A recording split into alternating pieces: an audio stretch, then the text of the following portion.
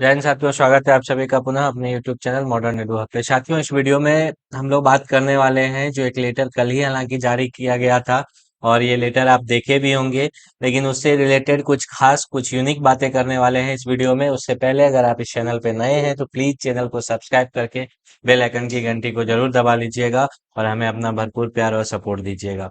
सबसे पहले इस लेटर को समझिए। ये लेटर कल ही प्रेस विज्ञप्ति में जारी हुआ है और आप देखे भी होंगे इस लेटर को कि प्रेषक हैं कन्हैया प्रसाद श्रीवास्तव, जो निदेशक हैं माध्यमिक शिक्षा के।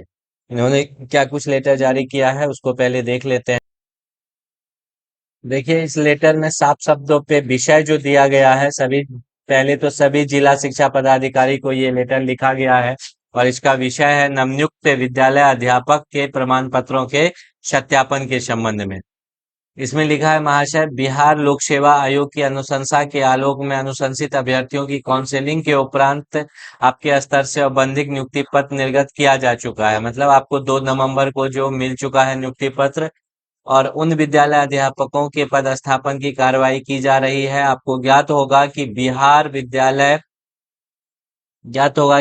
राज्य विद्यालय अध्यापक नियुक्ति स्थानांतरण अनुशासनिक कार्रवाई एवं सेवा शर्त नियमावली 2023 के नियम 9(1) के आलोक में इनके प्रमाण पत्रों का सत्यापन कराया जाना है। तो इसलिए सभी का सुनिश्चित कर देंगे, मतलब सत्यापन कार्य सुनिश्चित कर देंगे और अविलंब इस कार्य को पूर्ण करने का रिक्वेस्ट किया गया है और एक तरह से निर्देश भी दिया गया है। तो समझिएगा 2-3 बातों को।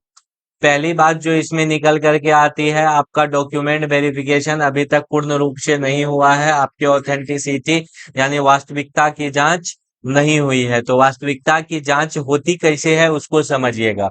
आप जितना भी डॉक्यूमेंट अपना शैक्षणिक या प्रशैक्षणिक, तो शैक्षणिक आप जितना भी दिए हैं, अगर कोई लोग शैक्षणिक प्रमाण पत्र +2 का लगाए हैं 1 to 5 वाले, तो इनका बोर्ड जाएगा। जो भी बोर्ड से आप पास हैं, चाहे वो बिहार बोर्ड से है, सीबीएसई है, यूपी बोर्ड है, हरियाणा बोर्ड है, दिल्ली बोर्ड है, कोई भी बोर्ड है, तो पहले आपका यहाँ से ऑथेंटिसिटी मांगा जाएगा। उनसे पूछा जाता है बोर्ड से कि आप इसको वेरीफाई कीजिए, देखिए इस ये एप्लीकेशन नंबर है, ये सर्टिफिकेट नंबर है, इस सेशन में इसे अभ्यर्थी ने पास किया है, तो क्या इसकी वास्तविकता है। पहली बात शैक्षणिक का, अगर +2, अगर आप डिग्री हैं तो डिग्री जिस भी यूनिवर्सिटी से है यूनिवर्सिटी जाएगा, ये बात आप माइंड में रखिएगा।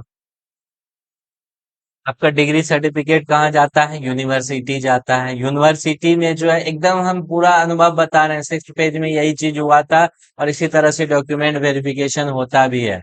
वहां से यूनिवर्सिटी से पूछा जाएगा कि आप पे इसको वेरीफाई कीजिए।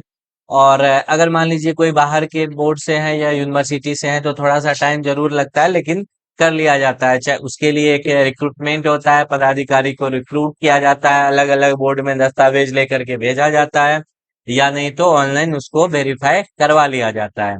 और बीएड वाले का भी आप संबंधित जो भी बीएड डीएलएड है तो संबंधित बोर्ड या यूनिवर्सिटी से वेरिफिकेशन का कार्य किया जाता है। अब समझिएगा, कहीं भी अगर डिफॉल्ट पाया जाता है, मान लीजिए आप जो डॉक्यूमेंट दिए हैं वो डॉक्यूमेंट का आप जिस यूनिवर्सिटी से आप कह रहे हैं कि हम पटना यूनिवर्सिटी से ग्रेजुएशन है या बीएड है, आप जो नंबर दिए हैं serial number session pass out, अब वो वहां मैच किया जाता है। अगर मान लीजिए वहां सही से मैच नहीं हो पाया, आपकी ऑथेंटिसिटी की जांच नहीं हो पाती है, तो वैसी स्थिति में ही लोग फर्जी वाले अभ्यर्थी कहलाते हैं और फर्जी श्रेणी में आते हैं और आपके खिलाफ कार्रवाई की जाती है। तो इसलिए सतर्कता रखिएगा। अगर आप किसी दूसरे के थ्रू कभी कभी शॉर्टकट में सेशन बैक के चक्कर में या थोड़ा सा कम समय कम पैसा के चक्कर में हम लोग किसी मीडिएटर कंसल्टेंट के थ्रू सर्टिफिकेट ले लेते हैं, वो सर्टिफिकेट दे भी देता है, आपको ऑनलाइन दिखा भी देता है, लेकिन अगर रजिस्ट्रेशन आपका पोर्टल पे नहीं है तो वो वैध नहीं माना जाता है, वैलिड नहीं माना जाता है। और वैसे ही अभ्यर्थी जो है, जो इस प्रकार के अभ्यर्थी हैं जो किसी दूसरे के थ्रू अपना सर्टिफिकेट लिए हैं कंसल्टेंट वगैरह के थ्रू, तो वैसे अभ्यर्थियों को थोड़ा सा सावधानी बरतना है, क्योंकि अगर आपका रजिस्ट्रेशन नहीं रहता है ना, तो आपके साथ बड़ी समस्या है। तो वैसे अभ्यर्थी आप खास करके अपना ऑथेंटिसिटी खुद भी चेक कर लीजिए, क्योंकि कई टाइम निर्दोष व्यक्ति भी इस श्रेणी में आ जाते हैं और थोड़ी सी समस्या होती है। तो विशेष जो भी आपका होगा